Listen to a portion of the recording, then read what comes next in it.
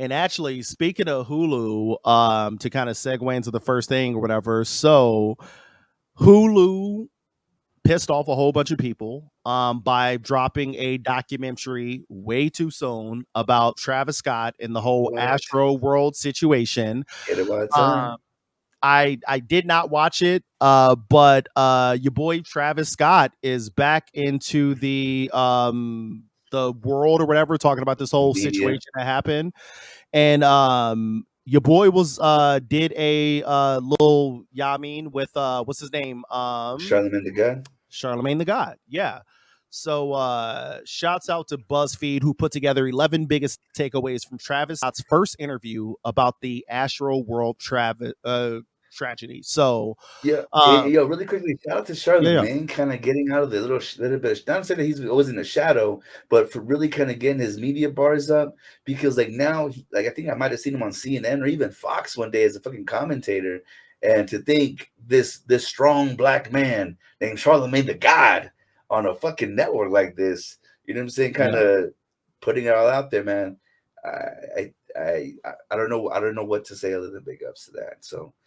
And of course he's Yeah. gonna have Yeah. exclusives because he has motherfuckers on text. You know what I'm saying? If you got that's the only reason why, you know what I'm saying, like things like drink not to take anything from Nori and Yeah. DJFN, but like that's the reason why shows like that and Rogan can even survive because it's all about the guests, you know what I'm saying? And I mean again, striking while the iron's hot and you gotta think about when these people need to make that first message, where are they gonna go? If you're the home, if you're the stable, shit, it's all Yeah. off the tip. I know. I know for real. I got my opinions about Charlemagne, but I'll leave it at that. But yeah, he's definitely moving into a new stratosphere, if you will, which I'm not even mad at. But apparently, yeah, it was like a 51-minute interview. The rapper shared his thoughts about the logistics of the festival and his music. Apparently, so just to run through a couple of the takeaways, and then we could talk it out or whatever, if any perks interest, if you will. So Travis said that he did not know people had passed away until minutes before the initial press conference.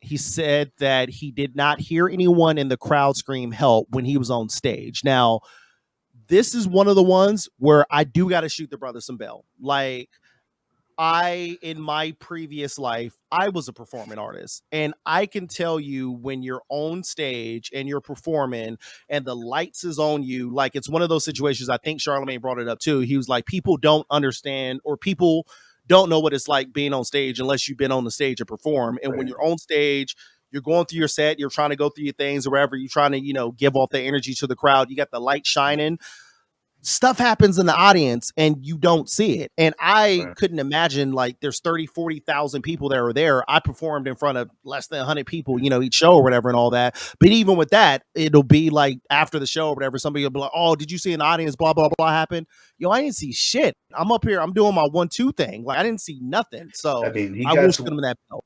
he got 1 year probably with the producer or whatever production manager kind of giving direction. Got another one probably doing the not the sound check, but the voiceover so you can kind of make sure he stays on beat. There's all these things that are already glued into his ears. So I can just imagine the last thing he's gonna see, and that's why you got security for. That's why you got motherfuckers in the front. That's why you have the Yes. reinforcement that you do.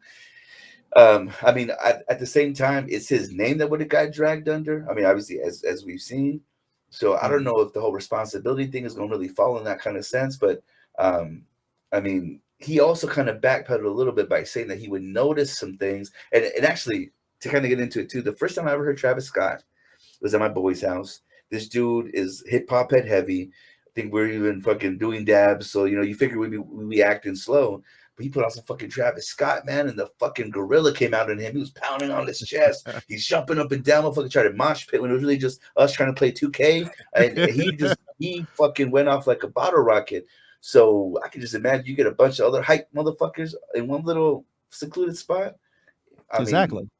it's rambunctious to say the least. You know what I'm saying? Yeah. And that was the thing, because in that goes into like the Nets item on here because I remember seeing the videos of the people getting in and they were like trampling each other because I don't know exactly at what point it was. I just know it was before the show, but like somebody of course like broke a gate down and then motherfuckers was climbing over each other like ants or like them zombies in World War Z climbing on top of each other to get in there. And he does claim that he did not know about any of the trampling or chaos, kind of same thing. I do gotta believe him in that sense because again, I'm doing my show. I don't know what else is going on out there. I'm getting in my headspace so I can do my 1-2 thing. So You um want yeah. So he said he feels a sense of responsibility to figure out what happened and figure out the solution. Yeah, whatever. really When quickly asked, commenting on oh yeah, that, yeah. man. They had asked about because they had brought up a couple of times because of course they're going to make it a PR statement whenever they try to offer people like to pay for the funerals. And I think what lawyers were doing was saying, you know what, let's not take any upfront cash from him right now because it's going to equal a payday. That's the Mm, only thing I could possibly try to grasp as to why they wouldn't accept him for paying for the funeral services. Maybe because they would have thought that was a done deal. Like, is that our cash settlement? Is that what's going to it's take a to not possibility. say?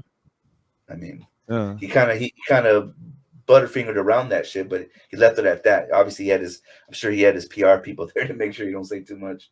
Yep. Yep.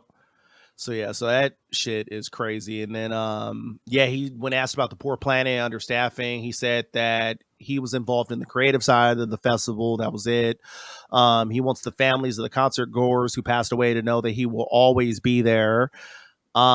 He claims that he had private conversations with the victims' families. Again, I'm not there, so I'll take his word for it. He said as he explained how he felt after families rejected his offer to cover the cost of the Yeah, loved ones' funerals. And apparently, so he said, all things are understandable. And at a time they're grieving and trying to find understanding and they want answers. It's not about that. I'm always going to be here to want to help them and have to continue to make sure that they understand that. I just wanted to make sure that they knew that I was there for them and will continue to be there for them. He also said the rapper insisted that the energy of the festival was not to be harmful. This is my favorite part, and actually, shouts out to Charlamagne for being for having the balls to have this conversation with him. Um, oh yeah, he was like, let's get into the demonic satanic stuff they're talking about with your concert, and he denies that Astro World Festival was part of any satanic or demonic ritual, despite what people are saying. and I And love the videos that came out as fucked up as they were. I don't know how these motherfuckers come up with the math. Like if you look at this data and that data, and somehow it equals this, it's like any division problem you get, you gonna end up with 666. So yeah, yeah, it's like again, like sits and pi, or like two one in the same wherever you could find that equation in any and everything that you 3.14. do. Now it was funny too because so I would say for anybody who hasn't watched the interview and wants to check out the interview, before you do so, and maybe I'm, passing judgment, but watch or read up on about the signs of people lying, like the body language when people are lying or whatever. And boy, oh boy, does he show a lot of the characteristics. And the one that really stood out for me was when Charlamagne asked him about the whole satanic thing. And then he was like, I am a man of God. And then like his Eh, head like to the contorted left, it like went to the all, left. and it was weird too because it was like because I'm very like animated when I talk and when I move whatever, and I'm doing my 1-2 thing.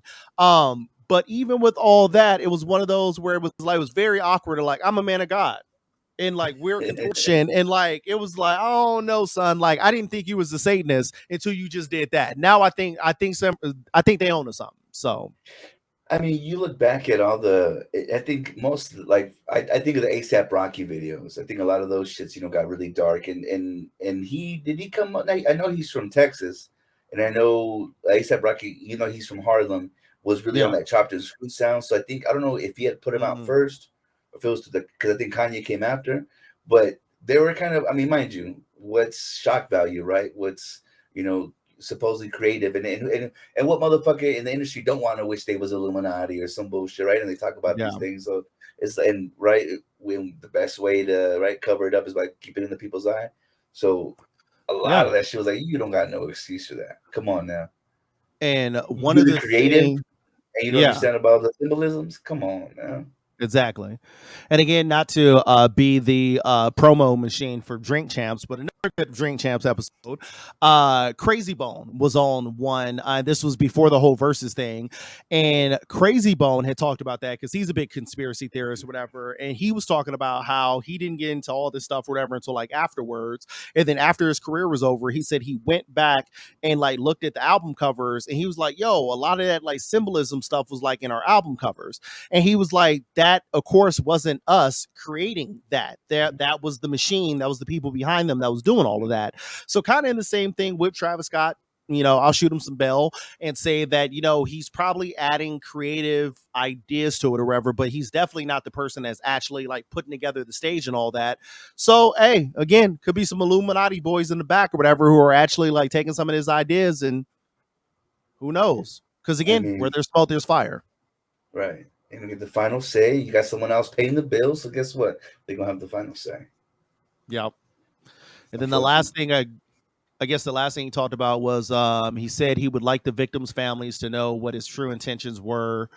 He said it's tough, it's real tough. I want them to really know that my intentions wasn't to harm their family at all. It was for them to come and have a good experience. I've always felt that I had a connection to my fans, though the music and sometimes when people don't understand artists and where we come from, there could be a disconnect. I would love for them to truly know where my heart is from. It didn't come for me to harm. That wasn't about a show. It was for them to have a good time. It's just tragic they didn't turn out that way. So again, God bless the victims. That's a horrible situation, but absolute mess, man. And then last I saw, I think there was something like 1,300 lawsuits against him for a total of like $1 billion or something ridiculous like that. Now I'm pretty sure all of that is not going to actually sell or whatever. I'm pretty sure all of that stuff is not going to actually hit them, but boy oh boy is that a bit of a mess. So yeah. And financially, again, does that go down the label? I mean, obviously, it's gonna all be a fucking. I mean, it's gonna have to come out the budget somewhere, right? And I wonder how profitable that shit was, especially if it was understaffed.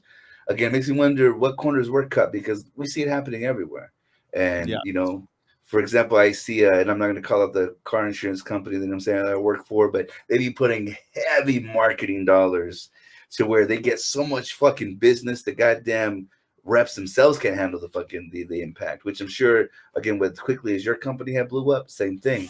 People are having to wear double hats and ain't no one trying to work harder for their money.